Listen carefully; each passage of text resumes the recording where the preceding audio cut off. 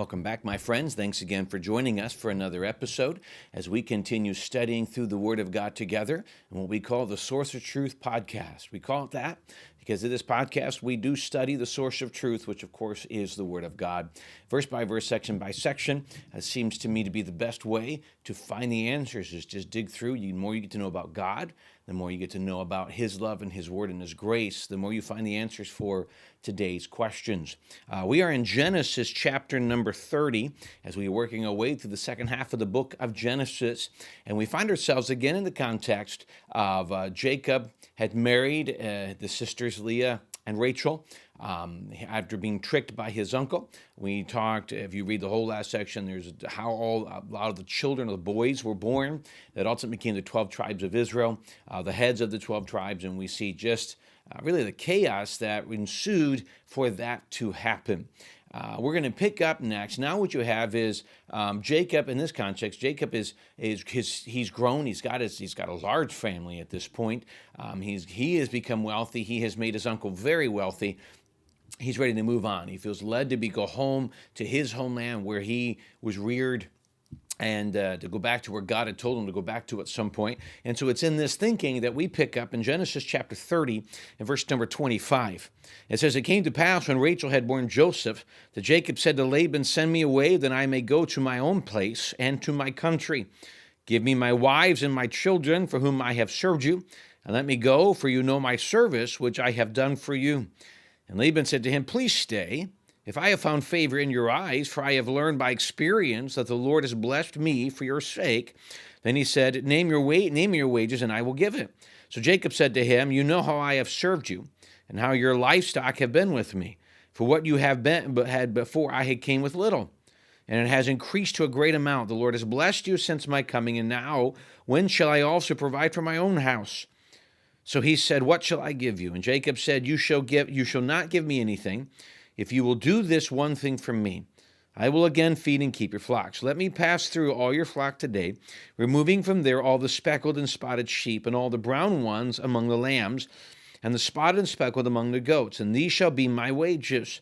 So my righteousness will answer for me in time to come. When the subject of my wages comes before you, every one that is not speckled and spotted among the goats and brown among the lambs will be considered stolen if it is with me." So what we see at the beginning of this section is there's this conversation back and forth between Jacob and Laban. Jacob's ready to go. He had promised to come work. He ended up working 14 years. He had promised to work for Rachel for the first 7 years, and of course we know was given Leah instead. He then was given Rachel right away, but then worked 7 more years. And so now we're at the end, at least of the 14 years, and he's ready to go. He says, "Everything that I've worked for, everything you've promised, let me have it. We're coming to the end of the agreement." And it's tricky. You've got Jacob, his naming supplanter, trickster, talking to his uncle Laban, who has proven himself to be untrustworthy. So you have in this unique conversation, how are you going to go? Can you really trust each other? Well, Laban begins to plead because Laban has experienced extreme and immense wealth and blessing at the result of Jacob being there. And you know that Jacob's hand of blessing, the ultimate promise, the Abrahamic covenant was given to Abraham, reminded to Isaac, and then again reminded to Jacob, is now being seen. You've got this large family. You've got what will become the head of the 12 tribes of Israel. You've got great wealth. You're beginning to physically see God's promises that are now 2 generations old. And so now you see Jacob's ready to go home. I don't know, at this point he hasn't talked much about what happens when he sees Esau, who he originally was running away from, but there's this conversation. And so Laban's trying to pay him. You stay. He says, "Man, I'm wealthy because of you. What can I pay you? You would stay." Well, the key to remember that is, if he had stayed and this had happened, "What can I pay you?" everything still belongs to Laban. There is not Jacob owns, which is how God plans to bless. So for Jacob to stay might have been a little more comfortable, but he himself would not have been his own family. He always still would have been underneath Laban, even though that was the purpose of the blessing. So they come up with an agreement, and Jacob says, "I will take all the spotted goats and lambs," which technically in that time would have been considered the non-valuable ones. The clear ones were more valuable. The clean ones were more valuable. Jacob knew there was ways that he could have worked to solve that problem. We'll read in a minute how God was the one that blessed that. But he makes this agreement. The idea was that he told Laban, give me all your worthless goats and lambs. I'll let you keep the valuable ones. Of course, Laban jumps on that, probably thinking, man, I've got him. This guy is not as smart as I thought he was. I have a chance, and man, I'm going to be able to win this again. Verse 31, let's go back down. Verse 34, and Laban said, oh, that it were according to your word. So he removed that day the male goats that were speckled and spotted, and the female goats that were speckled and spotted, and every one that had some white in it, and all the brown ones among the lambs, and gave them into the hands of his sons. Then he put 3 days' journey between himself and Jacob fed the rest of the lambs. Now, 3 days' journey was he didn't want these sheep to infest him again. Hey, he's got this great deal, let's get away. I don't know what Jacob's problem is. He seems smarter than this. We need to get away so that we can make sure that our flock stays clean, our flock stays pure. Verse 37, now Jacob took for himself rods and green poplar, and of the almond and chestnuts, peeled with white stripes in them, and exposed the white which was in the rods. And the rods which he had peeled he set before the flocks in the gutters, in the watering troughs where the flocks came to drink, so that they would conceive when they came to drink. So the flocks conceived before the rods, and the flocks brought forth streaked, speckled, and spotted. Then Jacob separated the lambs and made the flocks face toward the streaked and all the brown in the flock of Laban, but he put his own flocks by themselves and did not put them with Laban's flock. And it came to pass, whenever the stronger livestock conceived, that Jacob placed the rods before the eyes of the livestock in the gutters, that they might conceive among the rods. But when the flocks were feeble, he did not put them in. So the feeblers were Laban, and the strongers Jacob. Thus the man became exceedingly prosperous and had large flocks, female and male servants, camels, and donkeys. So here what you see is he makes this process of striving to work away these impurities. And you could go through and study history, some process. We won't take a lot of time to walk through the premise, but his goal was to work out the impurities. There's a way he understood of doing this. He knew what he was doing. He had great knowledge on this. To ultimately, here's the premise. When it's all said and done, the steps Jacob took made his flock stronger. He knew what to do. Really, what you come down to is God had blessed Jacob. Jacob knew that. God had given him knowledge. He worked on that knowledge. When it was all said and done at the end process, Jacob was more wealthy. Jacob had a better flock just because they'd separated.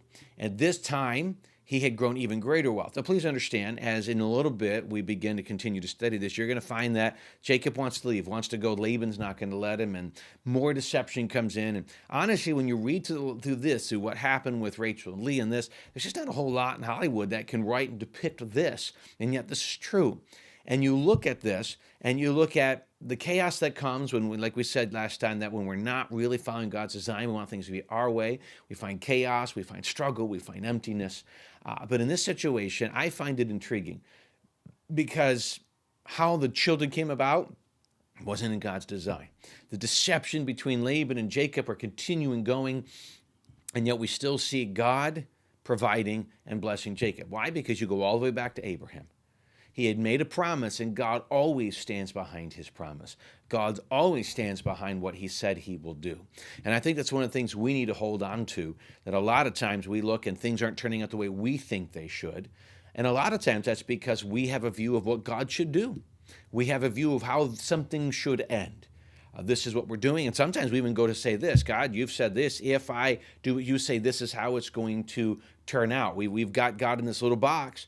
And God, if then, and it's the reaping and sowing, but we still see it our way. We're not looking at it through God's eyes. And when things don't turn out our way, it's easy to become frustrated, to create a wrong view of God.